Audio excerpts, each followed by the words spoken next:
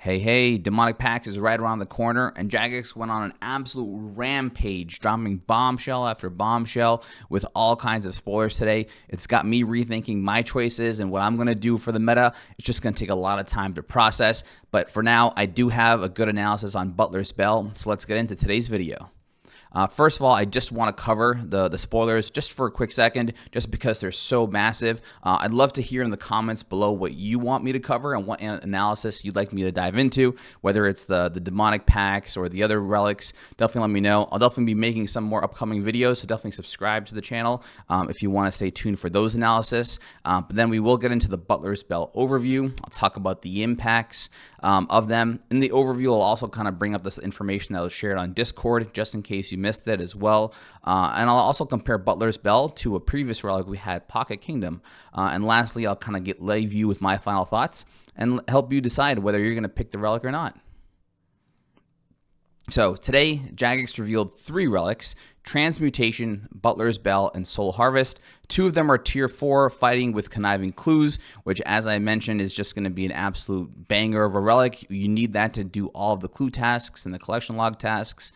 It's an utmost requirement, and so Transmutation and Butler's Bell are definitely very powerful alternatives if you're not necessarily going for the max number of points and collection logs for sure. Right, and then at tier 5, Soul Harvest is also a crazy new, different way to kind of approach prayer and rune crafting.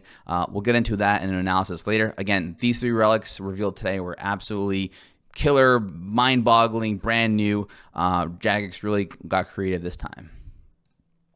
And Jagex today also revealed the demonic packs. Let's go over here quickly. Oh, yikes. Sorry, this is the wrong game. Let's go over here. This is the demonic packs tool. This is built by a community member. I don't remember right now at the top of my head who made it, but I'll leave their information in the description below. I'll also leave a link to this tool below. You're able to kind of select your demonic packs and see the effects that you're selecting. This will be at the utmost importance when we're talking about the different build strategies you want to go for your combat styles. But enough of that. We'll get into that in a later video. Today, let's talk about Butler's Bell. So this will give you an item, a Butler's Bell. You've seen this before. You ring it in your house, the demonic butler appears, right? Very much on theme with the demonic packs league where you get a demonic butler, right?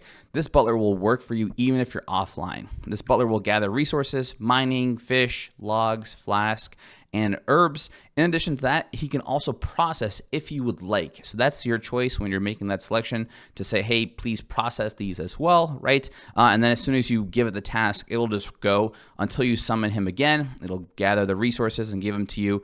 And then in addition to that, he will also share 10 XP per resource gathered, right? I'll get into the experience rate in a slide below. And then, you'll also get all the process items, and then you can assign him a new task and he'll go and process. And most importantly, this will happen also while you're offline. So the Jagex mods also provide some clarity on Discord. If you're not in the Discord server, I'll also leave a link to the Discord server in the comments below. But when this guy works offline, he will check, the number of minutes you were offline and you had that order in for. And then when you do the collection, he'll come back and do the calculation then. So pretty much, even if you're online and you're offline and then you're back online, it's just when you do the collection, that's the time it'll calculate the amount of resource it's gathered, give you the total number of items in noted form, and in addition to that, you'll give you the XP drop at that time. It's a single XP drop. It's not a continuous XP drop. So when you log back in, you won't automatically get it. You have to collect from the butler, and that's the time you'll get it. In addition to that, you only get XP when you process the item. So for whatever reason, if you wanted to get, unprocessed flax, in that case, then you won't get any experience. But if you do process it to bowstrings, same thing with herbs. If you process it to unfinished potions, you will get experience, and that's just a flat 10 without the multipliers, right, per item that you collect. Okay. In addition to that, you do get different types of food and herbs, and it's random, so it's not target farmable like Friendly Forager is, for example, where you can fill up your forager's pouch with a bunch of herbs, and then whichever herb is missing, it'll collect that one. It's not like that. It's just random. It's a lot similar to Miscellanea if you've done that activity. And the good thing here is you have a way more variety of stuff. Like, for example, for ore, you have everything from clay all the way to runite. Miscellanea only gives gives you coal, and so that's a nice big difference here. Now, it doesn't say that you're going to get gems with this, so I'm guessing you don't, but if Jagex provides that clarification, definitely leave a comment below, and I'll pin it if there's any more details that we get. All right, so let's talk about experience and loot, right? So remember, when you place the order to the time you collect, that's the duration of like the resources gathered, and that's when you're going to get that XP drop, right? So the one thing I want to call out is, even if you were to run the Butler and you chose the Abundance Relic, you're not getting a continuous like XP drop per minute or per second whenever you're gathering that resource. You just get that drop at the end of the time of collection, so you're not going to get a huge amount of additive experience for abundance there. Okay, so just keep that in mind.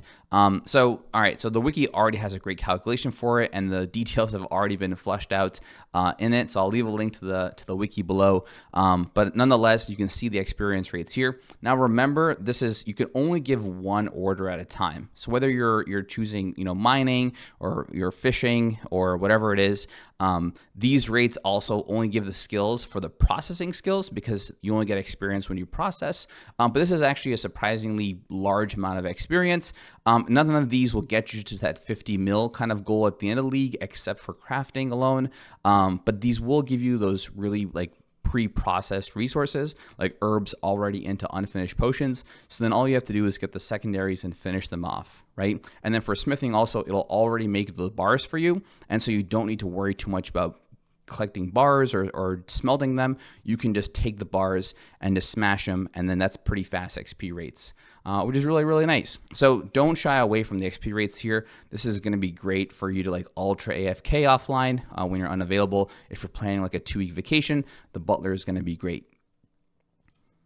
All right, moving on and comparing this to Pocket Kingdom. So we had Pocket Kingdom last time.